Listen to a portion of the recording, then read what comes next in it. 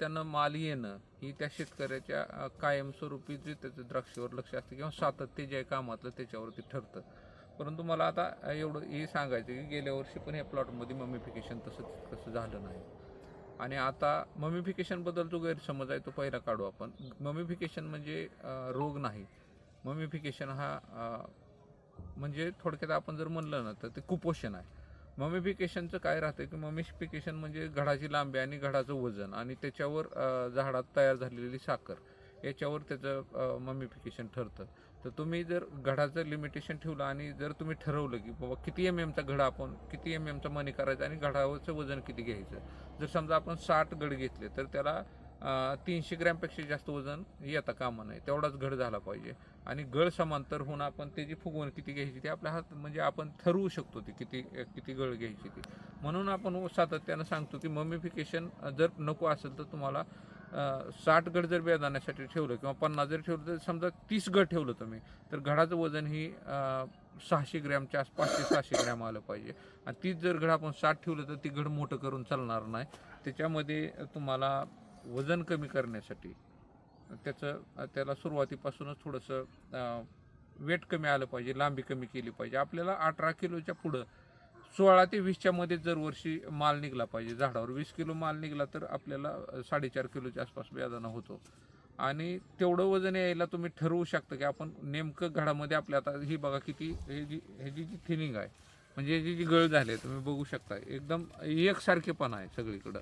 अशी एक बाजू कुठं ही झालेली नाही किंवा सगळीकडं बघा ही बघा किती घडाची लांबी आणि त्याचं जर बघितलं तुम्ही सगळ्या घडामध्ये सारखी गळ जाणवते. म्हणजे आता ही जी लांबी घडाची किती आहे आणि किती सुटेबलपणा आहे बघा. आणि तसं बघितलं तर माणिकचमनच्या प्लॉटमध्ये गचगड होण्याचं प्रमाण कमी राहतं.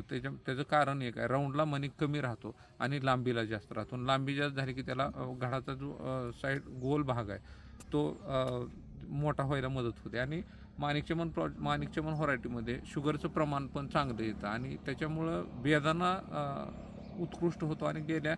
आणि मार्केटिंगमधल्या जी व्हरायटी आहेत ती बऱ्यापैकी टेबल ग्रिप्सला गेल्यामुळं लांब बेदाण्याची जी मागणी आहे त्याच्यासाठी चांगल्या प्रकारे माणिकचमनचा वापर होतो. तर माणिकचमनचा बेदाणा होण्यासाठी 40 ते 45 दिवसाच्या आसपास तुम्ही 10, 26, 22, 52, 34 किंवा SOP सल्फेट ऑफ पोटॅश टाकलं तरी चालतं. आणि जास्त पोटॅश बी टाकण्यापेक्षा तुम्ही किती खत टाकता ह्याच्यापेक्षा खत किती झाडाला पाहिजे तर 50 किलो SOP जरी तुम्ही टाकलं तरी पुरेसं होतं. आणि खताची मात्रा योग्य द्या, अतिरेक पण करू नका. यावर्षी दर असल्यामुळे शेतकरी अतिरेक करण्याची पण भीती, अतिरेक झाला तर टॉक्सिटीमध्ये झाड जातं आणि जास्त खतानं पण उत्पादन घटण्याची शक्यता राहते. रासायनिक खताला सेंद्रिय कार्बाचं प्रमाण पण जमिनीमध्ये उत्तम लागतं आणि सेंद्रिय कार्बाशिवाय रासायनिक खतं झाड घेऊ शकत नाही. ही वारंवार लक्षात घ्या. कारण तुम्ही गावखत आणि सेंद्रिय म्हणजे रासायनिक खत जरी एकदम टाकण्याचा प्रयत्न केला तरी तसा सेंद्रिय कर्ब तयार झालेला नसतो. त्याच्यासाठी काय वेळ लागतो. त्याच्यामध्ये आपल्या जीवाणू मित्रकिडींना त्याच्यामध्ये त्याचं कार्बनचं प्रमाण वाढवायचं काम केलं पाहिजे. आणि ह्या गोष्टी सगळ्या समजून घेऊन द्राक्ष शेतीमध्ये काम करा. आणि जी नानानं गेल्या 2-3 वर्षामध्ये दाखवून दिलं आपल्याला की सातत्य द्राक्षामध्ये राहू शकतं. आणि सातत्य राहिलं तर एखादं वर्षी जरी दरात कमी जास्त झालं तर दुसऱ्या वर्षी दर निघून जाते. तर आपलं सगळ्यात मोठं टार्गेट पाहिजे की जर वर्षी आपल्या बागेला उत्तम प्रतीचा उत्तम वजन येणारा माल निघला पाहिजे. तुम्हाला यावर्षी माल निघायला कुठल्याही प्रकारची अडचण येणार नाही. कारण यावर्षी 60 दिवसापर्यंत बऱ्यापैकी आपल्याला ढगाळ वातावरण राहिलेलं नाही.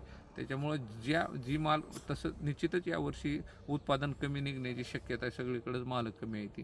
परंतु आता जर बघितलं तर माल निघायला ज्या बागावर माल उत्तम आहे आणि कमी बागाच्या मालाच्या बागा पण सांभाळल्या तर चांगल्या प्रतीचं वजन येऊ शकतं. कारण बेदाणा ही गोष्ट त्याच्या घरावर त्याच्या शुगरवर अवलंबून असल्यामुळं कमी जरी माल निघाला तर तुम्हाला निश्चित वेट येईल. आणि कमी मालाचा बेदाणा हा उत्तम दर्जाचा तयार होतो. त्याच्यामुळं मार्केटमध्ये त्याचे 4 पैसे तुम्हाला जास्त मिळून जातील. ममिफिकेशनची काळजी घेताना मी एवढंच सांगेन की घडाची संख्या लिमिटेड ठेवा आणि घड लिमिटेड असले तर घडाचं वजन वाढवा. कुठल्याही प्रकारे तुम्ही झाडावर एक साधारण 20 किलोच्या आसपास 18 ते 20 किलोच्या आसपास वजन घेण्याचा प्रयत्न करा. नमस्कार.